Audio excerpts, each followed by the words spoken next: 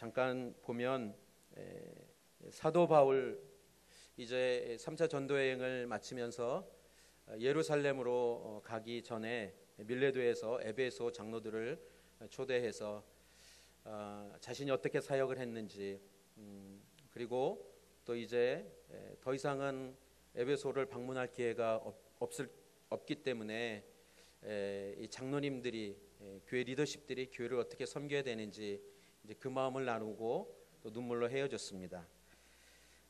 그 이후에 배를 타고 또 육로를 통해서 예루살렘을 가는 그 여정을 계속 가게 되는 것이죠. 그 여정 중에 21장에 들어오면 두로에서 만난 제자들, 그리고 가이사랴에서 전도자 빌립의 집에서 만난 예언자 아가보 등을 통해서 바울이 예루살렘에 가면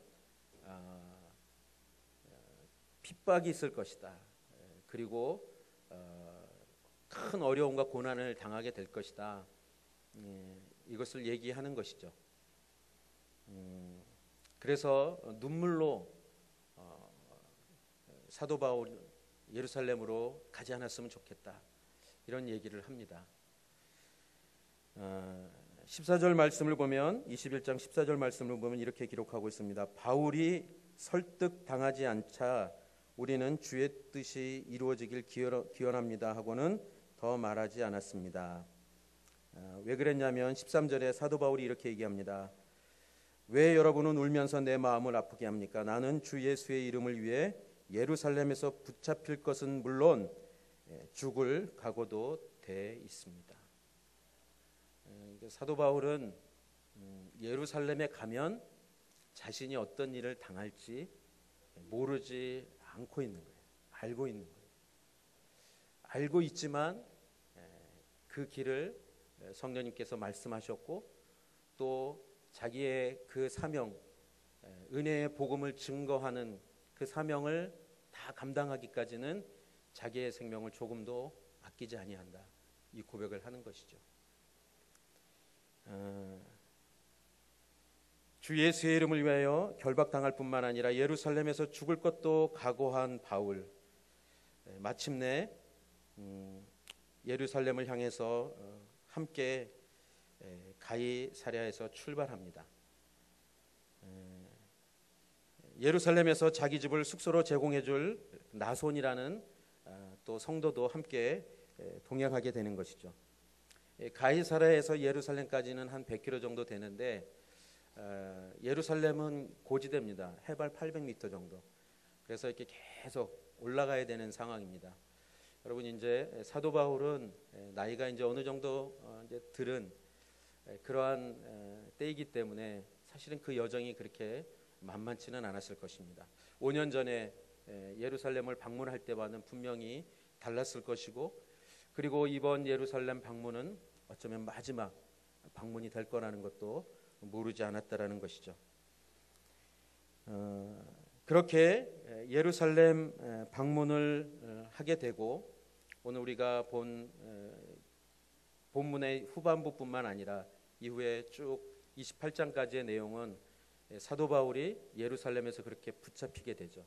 감옥에 갇히고 2년 동안 팔레스타인 이스라엘 땅에서 그렇게 감옥에 갇혀 있다가 로마로 가게 됩니다.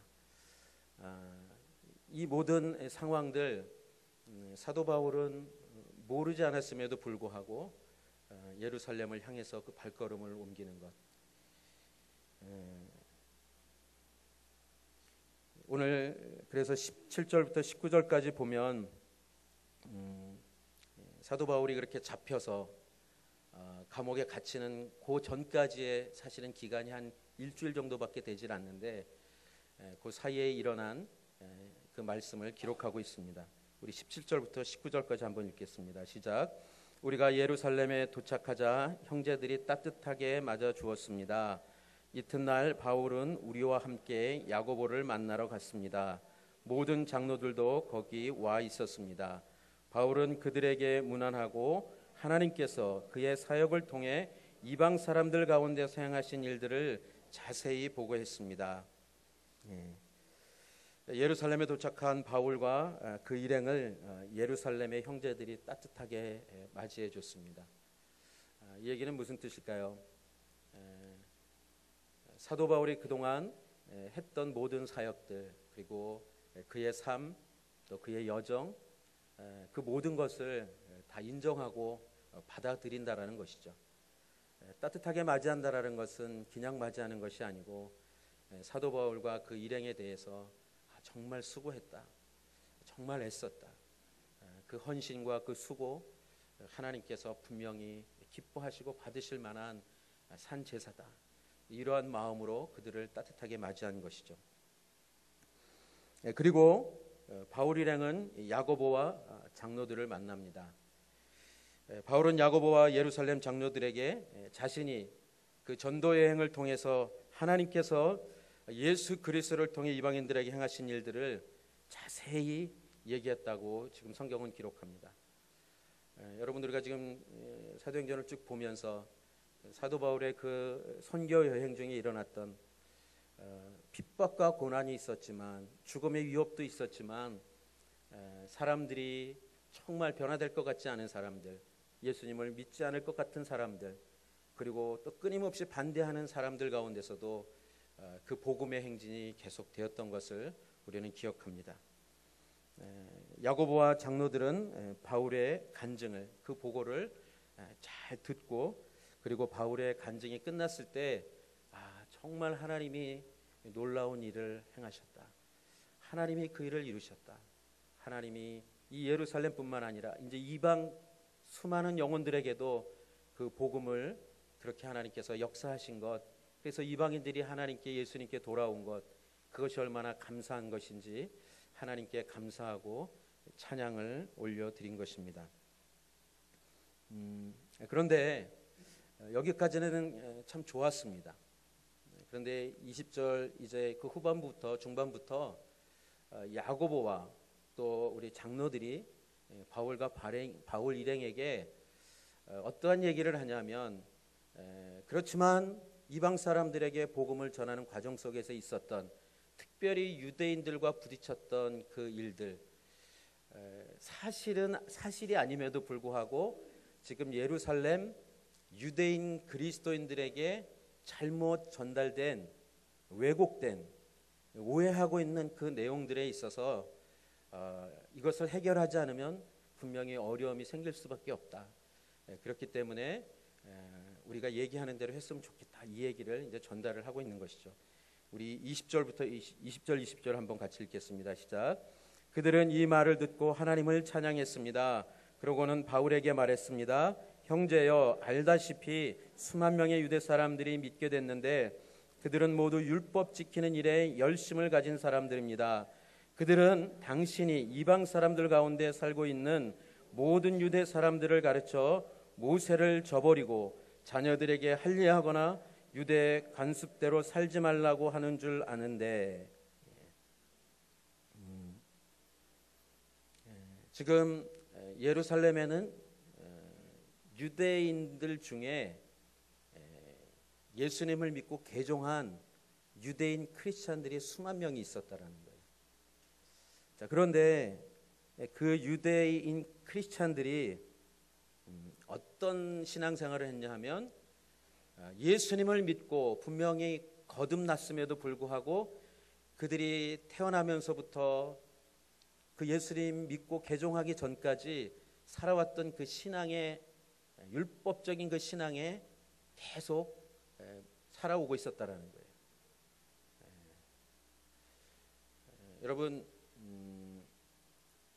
우리가 아마 어렸을 때부터 신앙생활 하신 분들 같은 경우는 예전에 우리 교회에서 주일날 어떻게 해야 되는지, 그리고 또 교회 안에 이 강대상 위에는 어떻게 해야 되는지, 아마 그거를 어렸을 때부터 교회를 다니신 분들은 잘 알 거예요.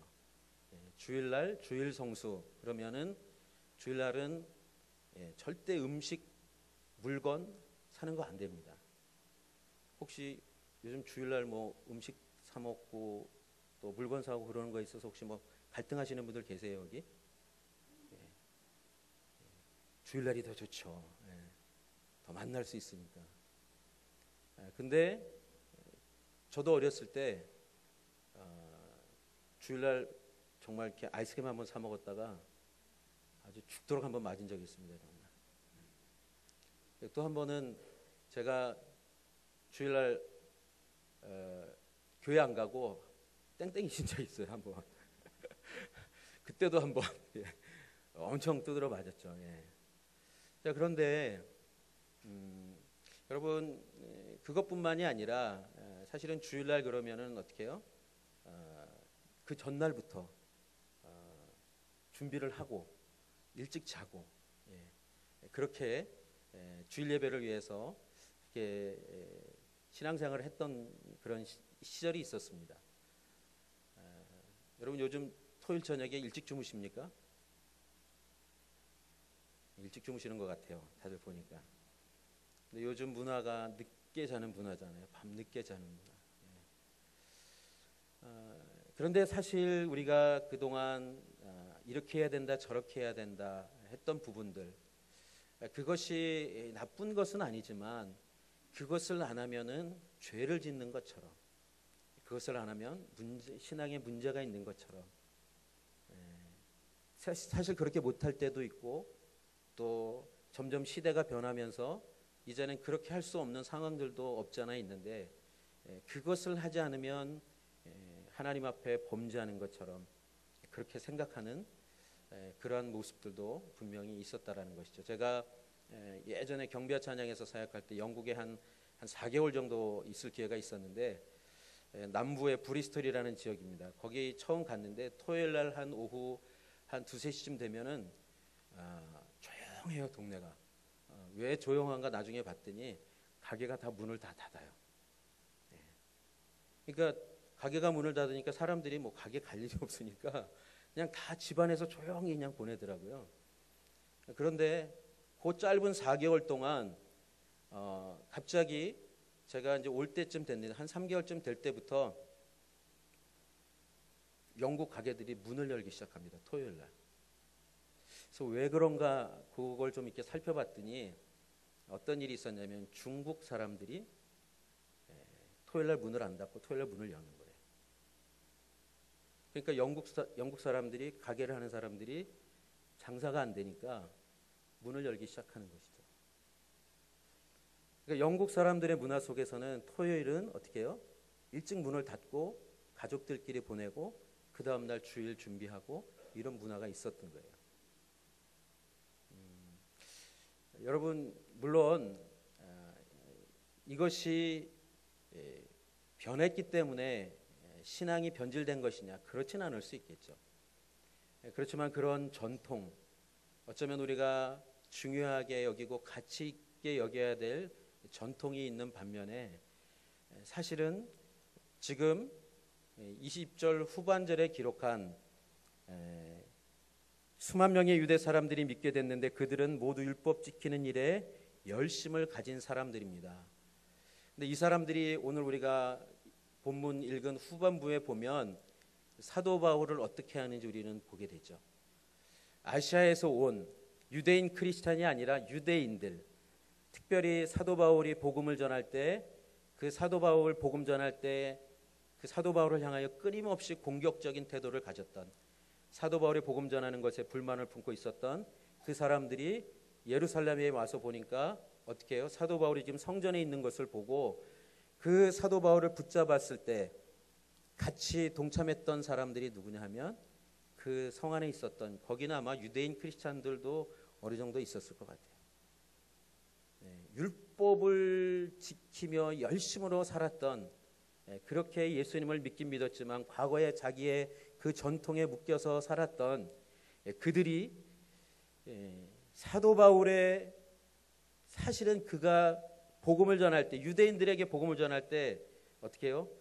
얘기하지 않았던 거짓 소문을, 그 얘기들을 듣고 이들이 반응하는 것은 자기들이 가지고 있던 복음보다, 자기들이 받아들인 예수 그리스도보다 자기들이 가지고 지켜왔던 그 전통이 더 중요하게 여겨졌기 때문에 사도 바울에 대한 태도가 분노로 바뀌고 죽이려고까지 하는 그런 모습으로 나타나는 것을 보게 됩니다. 오순절 이전에 예루살렘에 도착하려고 열심히 예루살렘에 갔죠. 사도 바울과 그 일행이. 유대인의 최고 명절인 오순절, 그때 예루살렘에서 지내기 위해서 이스라엘 그 지역뿐만 아니라 그 멀리 다른 나라에서도 오순절을 지키기에 온 유대인들이 있었는데, 그들은 비록 예루살렘을, 이스라엘을 떠나서 살곤 있었지만 그들은 다른 나라에서도 철저히 어떻게 해요? 그 율법을 지키고 살았던 사람들입니다. 그렇지만 아까 얘기한 유대인 크리스찬들도 아직은 구약 성경은 있었지만 신약 성경이 정해지지 않았던 시대이기 때문에 신학적인 관계에 있어서 아직 정립이 안 된 과도기적인 그런 시대를 지나고 있었기 때문에 이들이 지금 율법과 복음, 은혜와 율법, 이 부분에 있어서 아직 정리가 잘 안 된 그런 상황 속에서 예수님을 믿긴 믿었지만 자신들이 과거 생활했던 그것을 그대로 지킬 수밖에 없었던 그런 모습을 보게 되는 것이죠. 여러분, 19세기 말에 우리나라에 복음이 처음 들어왔을 때 예수님을 영접했던 우리 믿음의 선배들, 그 믿음의 선배들도 그때 어떻게 살았습니까? 유교적인 그 영향을 그대로 갖고 살았어요. 예수님을 믿긴 믿었지만. 여러분, 단오절이 되면 그 애군을 물리친다 그래서 창포를 넣은 물에 머리를 감은 것도 그런 거예요.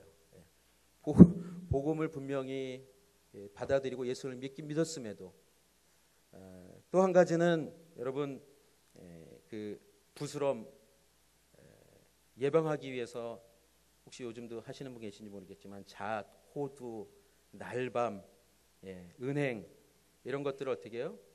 부럼을 정월대보물에 먹는 풍습이 있죠. 아마 요즘도 아마 하는 것 같아요. 그게 어떤 것인지 잘 이해를 못하고 그냥 하기 때문에 하는 모습들도 있는 것이죠. 하지만 근데 과거에 믿음에 처음 예수를 믿기 시작한 우리 선배들은 그렇게 살아왔기 때문에 예수님을 믿었음에도 불구하고 그냥 그걸 그냥 자연스럽게 하는 거예요. 왜 그런 분들 계시다 그러잖아요. 그 절에 오랫동안 이렇게 다니다가 예수님 믿고 난 다음에 교회 와서도 이렇게 인사할 때 이렇게 하시는 분들. 그뿐만 아니라 주지 목사님 어디 계시냐고 이렇게 물어보시는 분들. 근데 그게 왜 그럴까요? 과거에 자기가 살아왔던 그 삶의 그 습관들이 있었기 때문에, 자기가 살아왔던 그런 관습들이 있기 때문에 그런 것이죠. 유대인 크리스찬들 율법의 전통을 고수할 수밖에 없었던 것은 그런 면에 있어서는 이해가 되는 것입니다. 바울은 3철에 걸친 전도 여행 중에 주로 이방인들에게 복음을 전했습니다. 이방인들은 유대인들이 아니었기 때문에 유대인들의 전통을 따라서 할례를 받을 이유가 없었죠. 본문 25절에 보면 이방의 신자들에 대해서는 우리가 이미 그들에게 우상에 바쳐진 음식과 피와 목매어 죽인 짐승의 고기와 음행을 피하면 된다고 우리가 결정한 것을 편지로 썼습니다. 이미 사도행전 15장의 제1회 예루살렘 공회에서 우상의 제물, 피, 목매어 죽인 것, 음행을 금하는 것 외에는 이방인 크리스찬들에게 유대인들처럼 다른 것을 어떤 율법의 의무를 지어서는 안 된다라고 분명히 결정을 했다라는 것입니다. 바울이 이방인 크리스찬들에게 할례의 의무를 지우지 않았던 것, 그것은 바울이 혼자 독단적으로 결정한 것이 아니라 교회가 회의를 거쳐서 결정한 것이었습니다. 오히려 사도행전 16장 3절을 보면 사도 바울이 디모데에게 할례를 행하라고 합니다. 유대인 어머니와 이방인 아버지, 이렇게 이방인과 유대인이 결혼했을 때 그 자녀가 유대인이냐 아니냐 결정하는 것은 모계 쪽이에요. 남자 쪽이 아닙니다. 왜 그랬는지는 잘 모르겠어요. 하여튼 엄마가 유대인이어야지 그 자녀가 유대인이 되는 거예요. 아빠가 유대인이고 엄마가 이방인이면 그 자녀는 유대인이 될 수가 없습니다. 자, 근데 사실 디모데가 할례를 받을 이유가 있었을까요? 아니요, 없었어요. 그렇지만 그가 유대인이었고 예수를 믿고 구원을 받았고 그리스도인이 되었지만 복음으로 인해 그가 거듭났지만 사도 바울이 왜 그에게 할례를 행하라고 했을까요? 할 필요가 없지만 유대인들을 전도하기 위한, 복음을 전하기 위한 그 이유 때문에 할례를 받으라고 했던 거예요. 할례를 받아야만 구원이 확실해지고 하나님의 자녀가 되는 인침을 받는 거다. 그렇게 생각했기 때문에 할례를 받으라고 한 것이 아니었습니다. 걸림이 되지 않도록 유대의 전통을 따라서 할례를 받게 한 것이었죠. 여러분, 유대인의 율법은 그래서 두 가지 측면이 있습니다. 첫 번째, 구원과 관련된 것이죠. 유대인들은 율법을 지켜야만 구원받는다고 그걸 분명히 믿었어요. 율법을 지키지 않으면 구원받을 수 없다. 율법을 지켜야지 구원받는다.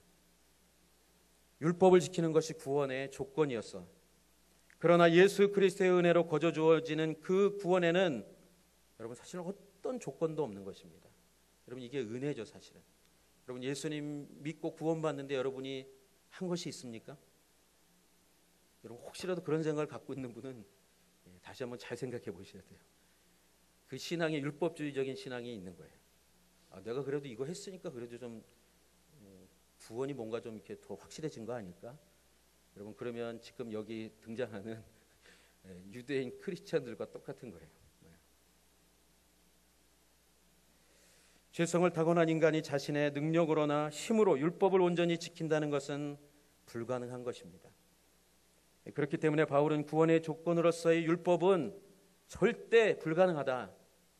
율법을 지켜서 구원 얻는 것은 불가능하다. 이거를 분명하게 얘기했던 것이죠. 이미 예수 그리스도의 은혜로 구원받은 바울에게 율법은 구원의 조건이 아니라 주님 안에서 하나님의 백성으로 바른 삶을 살아가는 지침서였던 것입니다.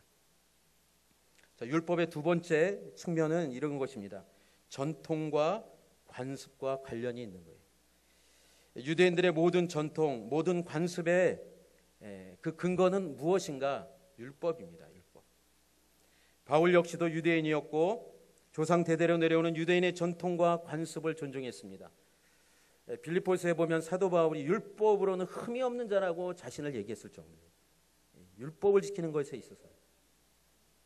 바울이 이방 지역에서 유대인 어머니 아들로 태어난 디모데에게 할례를 행했던 것도 앞으로 유대인들에게 복음을 전할 디모데로 하여금 유대인의 전통과 관습을 존중하게 하기 위한 것이었죠. 그러나 예루살렘에 모여있는 수많은 유대인 크리스찬들 사이에서 바울이 율법의 모든 전통과 관습을 무시했다. 유대인들에게 할례를 받지 못하게 했다.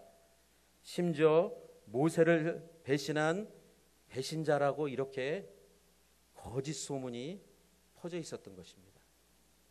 그러니까 사실은 사도 바울이 얘기한 적이 없는 내용들이 사도 바울이 했다라고 그렇게 예루살렘에 지금 소문이 퍼져 있는 거예요. 그러면 어떨까요? 야고보와 장로들은 그렇지 않다라는 것을 알고 있었던 것이죠. 그렇지만 지금 얘기한 그 유대인 크리스찬들은 사도 바울 예루살렘에 오기만 해봐라 이런 생각을 갖고 있었던 것입니다. 감히 모세의 율법에 대해서 도전하다니, 율법을 지키지 않아도 된다고 얘기하다니, 할례를 받지 않아도 된다고 얘기하다니.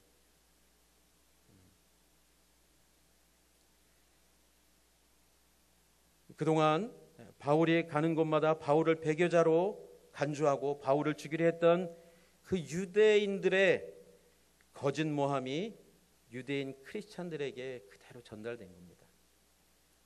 22절, 23절 상반절을 함께 보겠습니다. 시작.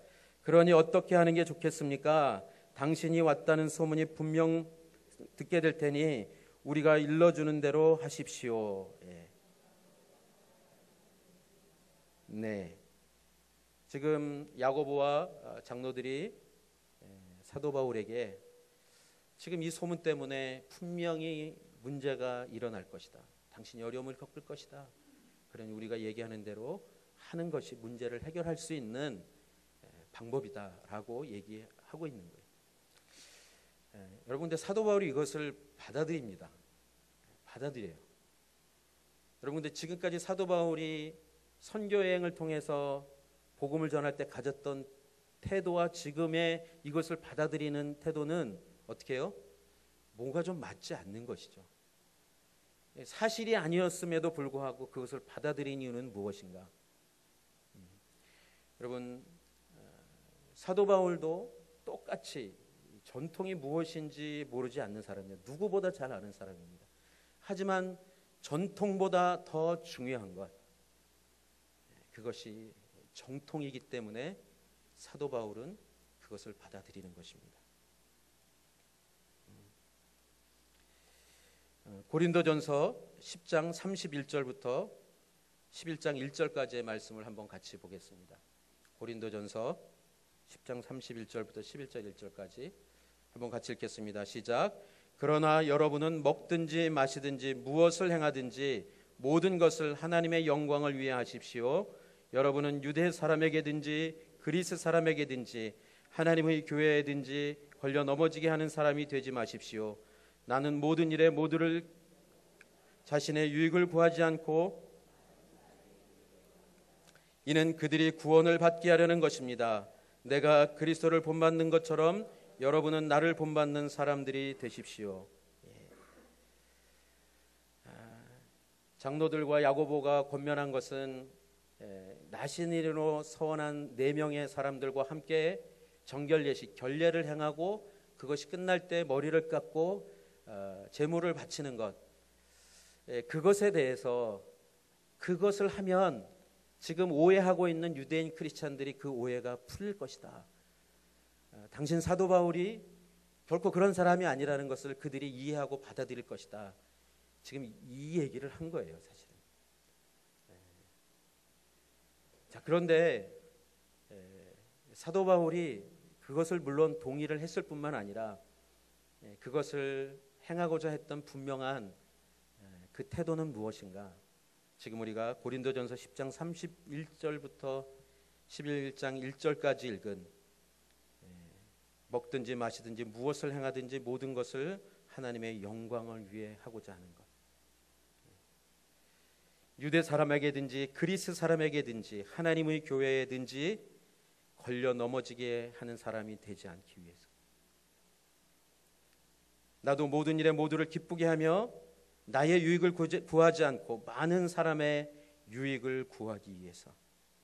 이는 그 사람들이 구원을 받게 하기 위한 것이라고 이해하는 것입니다.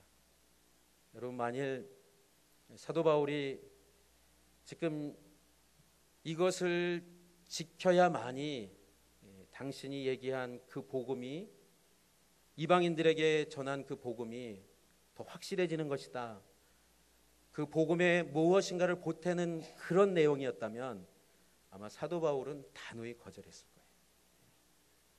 그렇지만 그런 것이 아니었고, 지금 유대인 크리스찬뿐만 아니라 그리고 그 땅에 예수님의 복음을 듣고 그 구원을 얻어야 될 유대인들, 자신의 동족들, 아직은 그 율법적인 율법주의 그 신앙에 묶여있는 그 유대인들, 자신의 동족이 하나님의 은혜를 입고 누구보다 택함을 받고 율법이 있었고 성전이 있었던 그 하나님의 놀라운 은혜를 먼저 다 경험했음에도 불구하고 예수 그리스도 그 메시아를 받아들이지 못하고 오히려 십자가에 죽게 했던 자신의 동족 유대인들, 그들이 예수님을 믿을 수만 있다면 지금 사도 바울은 그 모든 것을 그들을 위해서 하겠다라고 얘기하는 거예요.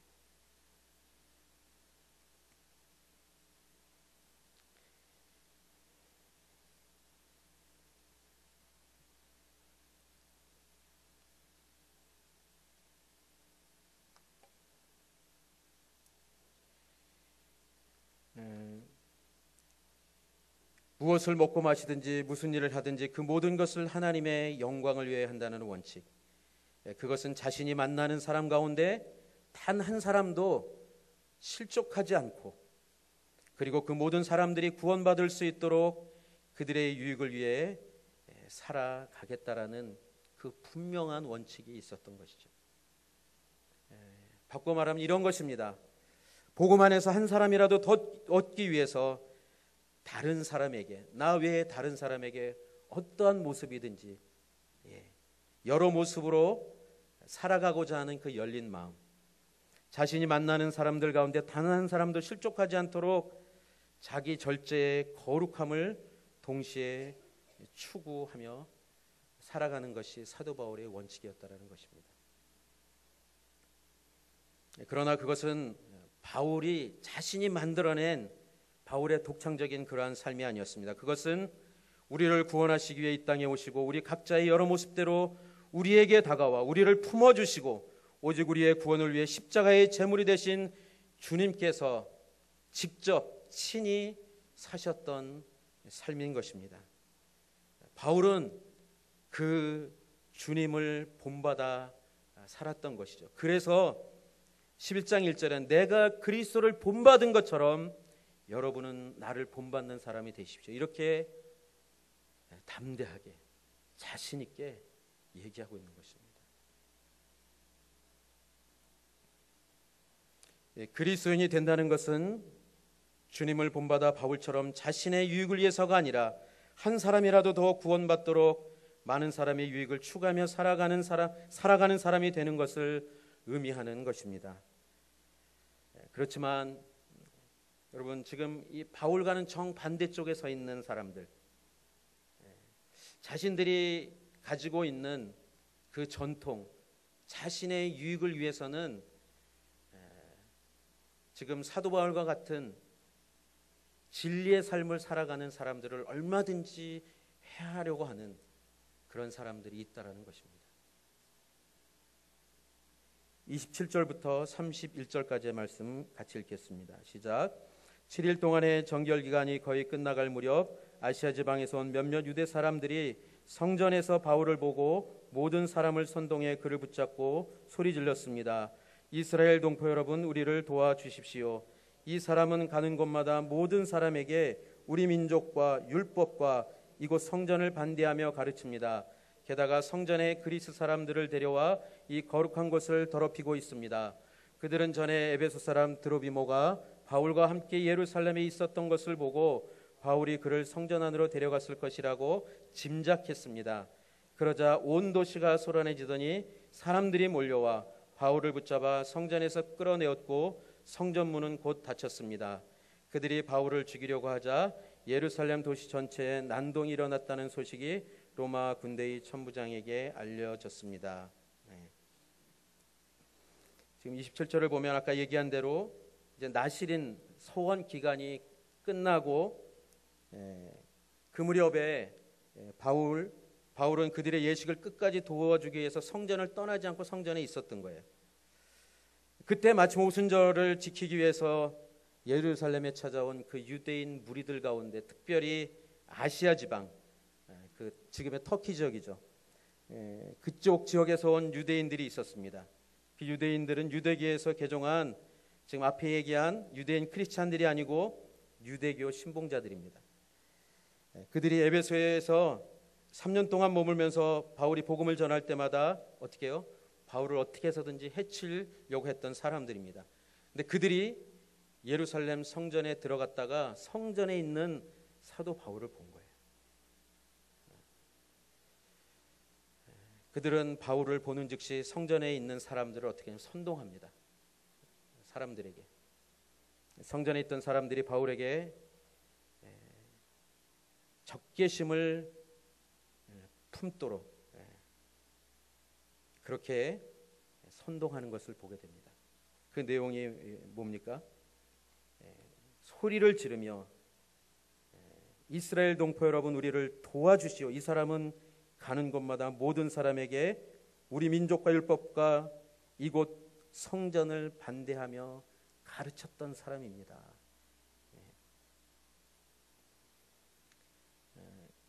지금 에베소 유대인들은 바울의 제목을 먼저 공개한 것이 아니라 바울을 먼저 붙들어서 결박을 합니다. 그리고 성전에 있던 사람들을 선동해서 이제 막 예, 사도 바울을 죽이려고 하는 그 지경으로 몰고 가고 있는 것입니다. 여러분, 에베소 유대인들이 밝힌 바울의 첫 번째 제목, 바울이 가는 곳마다 유대인과 율법과 성전을 무시하면서 모든 사람들을 반대하며 가르쳤다. 두 번째 제목은 바울이 헬라인인 이방인을 데리고 성전 안으로 들어가서 성전을 더럽혔다. 이방인이 이방인의 뜰을 넘어 성전 뜰 안으로, 이스라엘의 뜰 안으로 들어가면 그가 누구든지 죽일 수 있었던 것이 그 당시의 법이었습니다.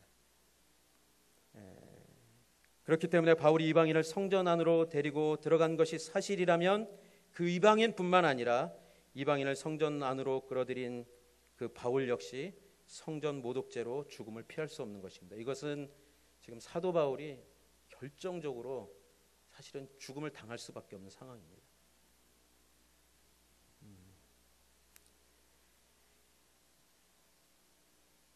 여러분, 지금 이 두 가지의 제목, 이것은 아까도 얘기했지만 거짓말이죠.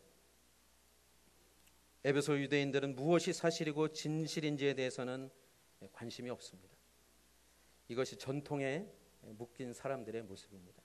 이것이 정말 진리인지 거짓인지, 그리고 이것이 사실인지 아닌지는 중요하지 않습니다. 자기가 지금까지 살아왔던, 자기가 지금까지 중요하게 여겼던 그것에 대해서 내가 도전을 받고 있는가, 이것이 나의 존재 가치를 흔드는가, 내가 그동안 가지고 있었던 그 모든 내 가치관을 흔드는가, 자기에게 유익이 되는 것이 아니라 해가 된다고 생각하는 순간 상황과 진리와 그 어떤 것도 관계없이 한 사람을 죽이고자 하는 그 길로 달려가는 것을 우리는 보고 있는 것입니다. 그들에게 중요한 것은 배교자 바울을 공개적으로 죽일 수 있는 명분이 필요했던 것이죠. 그래서 지금 에베소 유대인들이 이렇게 난리칠 때 예루살렘 유대인들 사이에서 큰 소동이 일어납니다. 그런데 재미있는 것은 그 예루살렘 유대인들도 사실 여부는 따지지 않아요. 사실 여부는 따지지 않아요. 에베소 유대인들에게 선동을 당해서 이미 군중 심리에 빠져버린 그들은 묶여있는 바울에게 달려들어서 바울을 성전 밖으로 끌어냅니다. 왜냐하면 성전 안에서 그렇게 할 수 없으니까. 자신들이 가지고 있던 성전에 대한 그 가치, 성전이 얼마나 중요한지, 성전에서는 범죄할 수 없다라는 것. 그러니까 사도 바울을 성전 밖으로 끌어내는 거예요.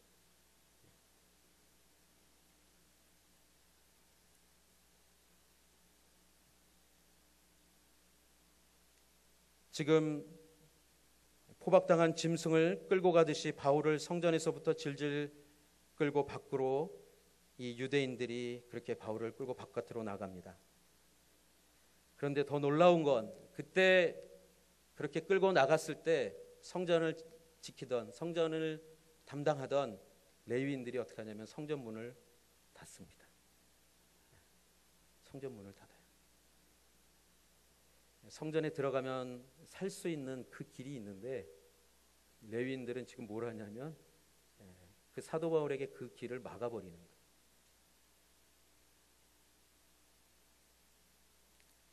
성전은 사람을 살리는 곳인데 그 문을 닫아버립니다. 레위인들이. 레위인들은 누구인가요? 하나님께 제사 드리기 위한, 예배 드리기 위해서 섬기는 사람들 아닙니까?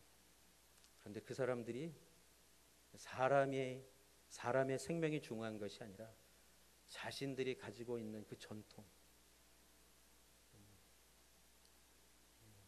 하나님께서 말씀하신 그 생명보다 자신들이 지금까지 지켜왔던 그것이 더 중요하기 때문에 그 문을 닫아버리는 것이죠.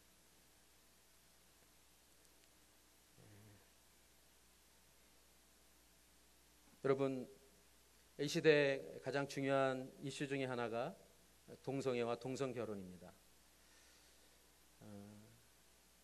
연예인 중에 한 사람도 온누리교회에 왔던 적이 있어요. 근데 그 사람이 동성애자입니다. 근데 자신은 정말 도움을 받고 싶고 어떻게 해서든지 그 문제를 해결하고 싶어서 교회를 찾아왔는데 교회 성도들은 뒤에서 수근수근 거립니다. 저 사람이 왜 교회 왔어? 저 사람이 이렇게 교회 와도 되는 거야?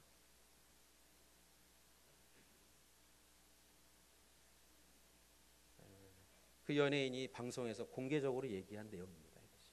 물론 오늘의 교회라는 이름을 얘기하지는 않았지만 이천동에 일요일 저녁 7시에 그 예배가 어느 예배겠습니까?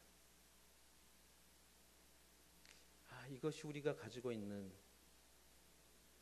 신앙의 모습이구나. 여러분, 교회는 어떤 사람들이 오는 것이죠? 의인들이 오는 것인가요? 병원은 건강한 사람이 가는 것인가요? 아니요. 병원은 아픈 사람이 가는 것입니다. 교회는 죄인들이 오는 것이죠. 죄의 문제를 해결해야 될 사람들이 와야 되는 것입니다. 그런데 우리의 전통은 나는 이제 의인이 됐다라는 것이죠. 나는 이제 구원받았고 나는 의롭게 살아가는 의로운 존재가 됐기 때문에 죄인이 나와 함께 있는 것은 내가 견딜 수 없다, 이렇게 생각합니다. 이미 그것은 율법주의적인 신앙과 정통이 아니라 전통에 묶인 신앙의 한 모습인 것이죠. 사랑하는 성도 여러분, 만일 우리 평택온누리교회에 그런 문제를 안고 해결하기 위해서 찾아온 사람이 있다면 과연 우리가 어떻게 대할 수 있을까요? 어떻게 대하겠습니까? 정말 가서 따뜻하게 환영할 수 있으시겠습니까? 말처럼 쉽지는 않을 것입니다.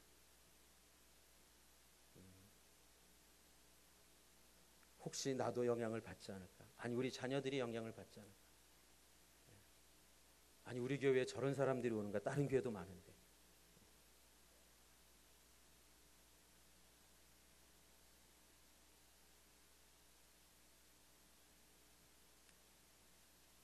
아무런 죄가 없는 사도 바울, 오히려 성전의 주인이신 주님을 위해 자신의 생명까지 던진 바울이 죄 없이 유대인들에게 짐승처럼 끌려나가는 것을 보면서도 레위인들은 그 바울을 전혀 아랑곳하지 않고 성전으로 통하는 문을 닫아버립니다. 그들에게는 바울의 생명이 아니라 그 성전 건물 자체가 중요했던 것이죠. 이곳에서는 이런 일이 일어나면 안 돼.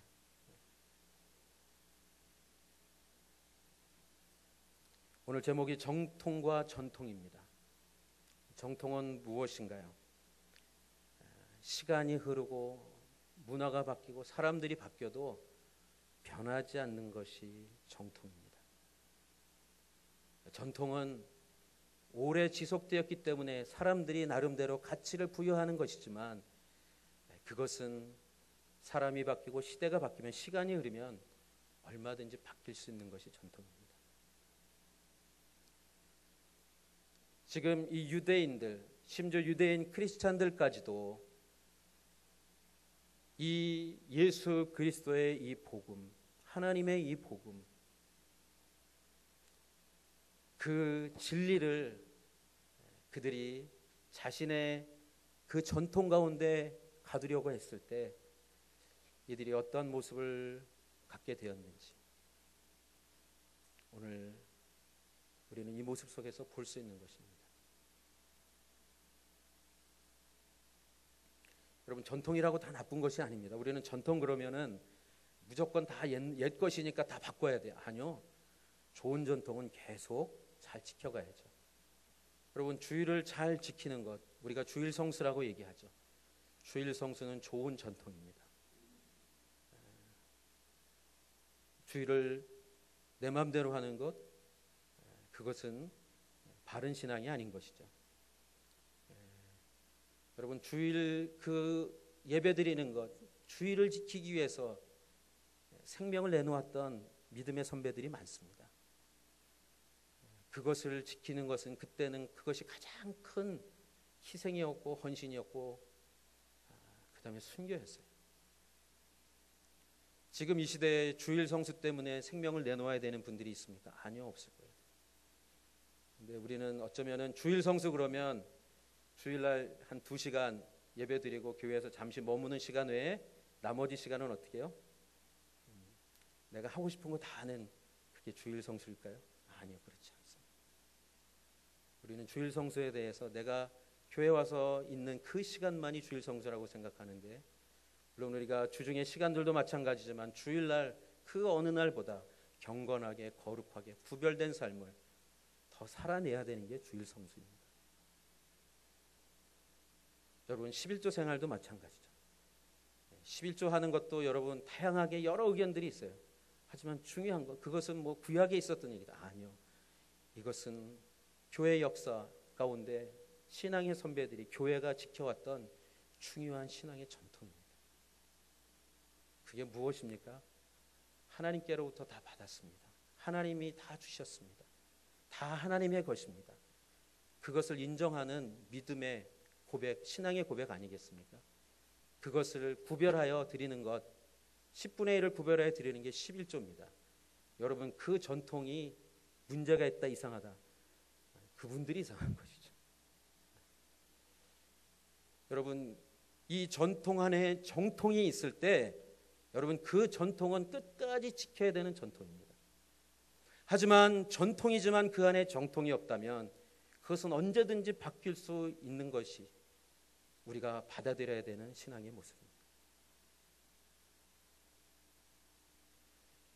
여러분 그래서 정통은 자신의 유익을 생각하지 않습니다. 바울은 주님을 본받아서 자기의 유익이 아니라 한 사람이라도 더 구원받을 수 있도록 많은 사람의 유익을 추구했던 정말 진정한 그리스도인의 표본이 되는 것이죠. 그렇지만 전통은 나의 유익만을 생각합니다. 나만을 생각합니다.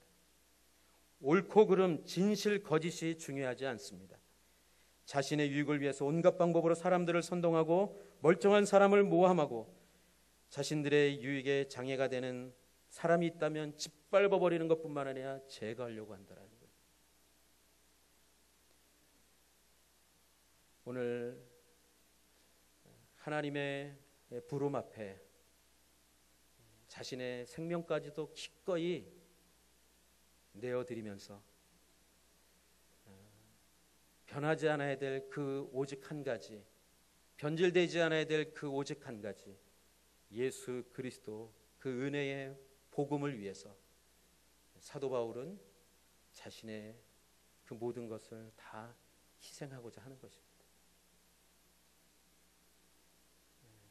이것이 그 신앙 안에 정통이 있는 것입니다.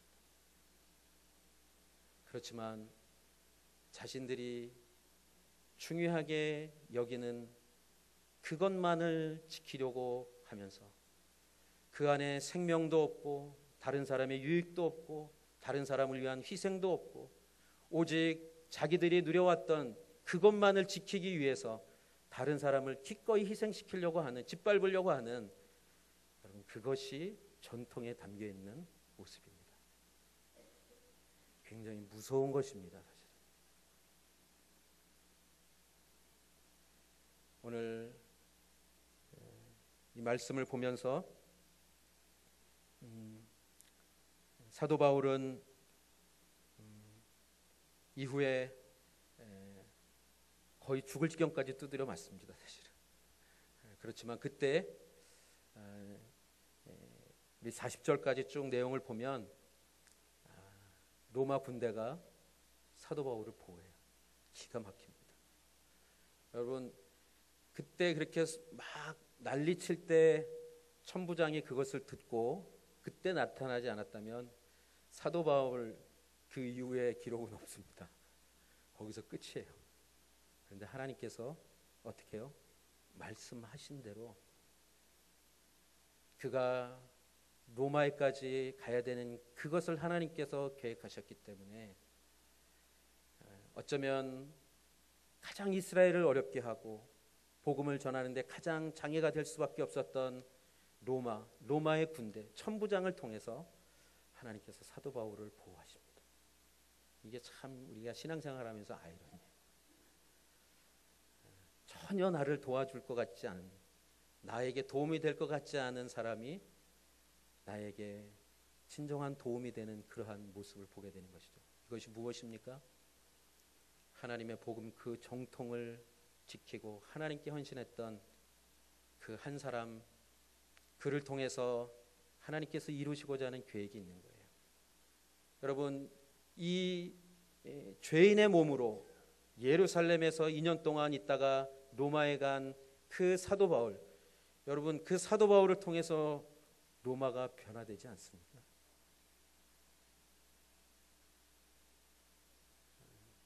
이 사건 하나하나 하나님 앞에 그 삶을 의탁한 그 사람은 죽고 사는 게 문제가 아닙니다.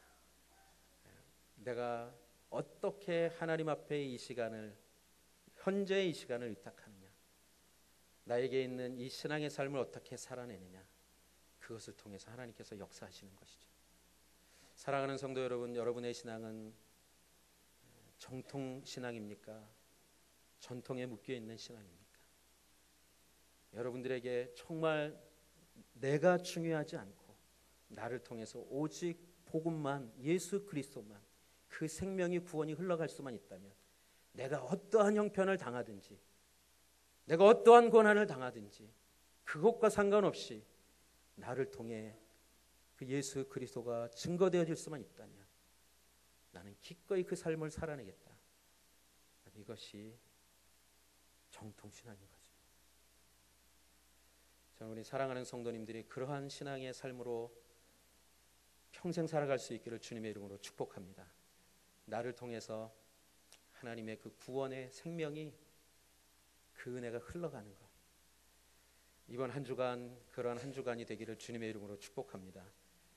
전통에 묶여서 무너지는 신앙이 아니라 예수 그리스도 때문에 기꺼이 살아내는 신앙, 어떤 상황이든지 기꺼이 수용하고 받아들이는 신앙, 누구든지 만날 수 있는 신앙, 누구에게든지 다가갈 수 있는 신앙. 여러분, 이 세상에 어떤 사람이 내가 만나지 않아야 될 사람이 있겠습니까? 아니요, 다 만나야 되죠. 저는 여러분 안에 있는 벽이 무너질 수 있기를 주님의 이름으로 축원합니다. 그 신앙이 되지 않으면 전통적인 신앙에 묶여서 그냥 꽉 묶여서 죽어가는 신앙이 되는 거예요. 전통적인 신앙은 결국 죽는 신앙입니다. 기도하겠습니다.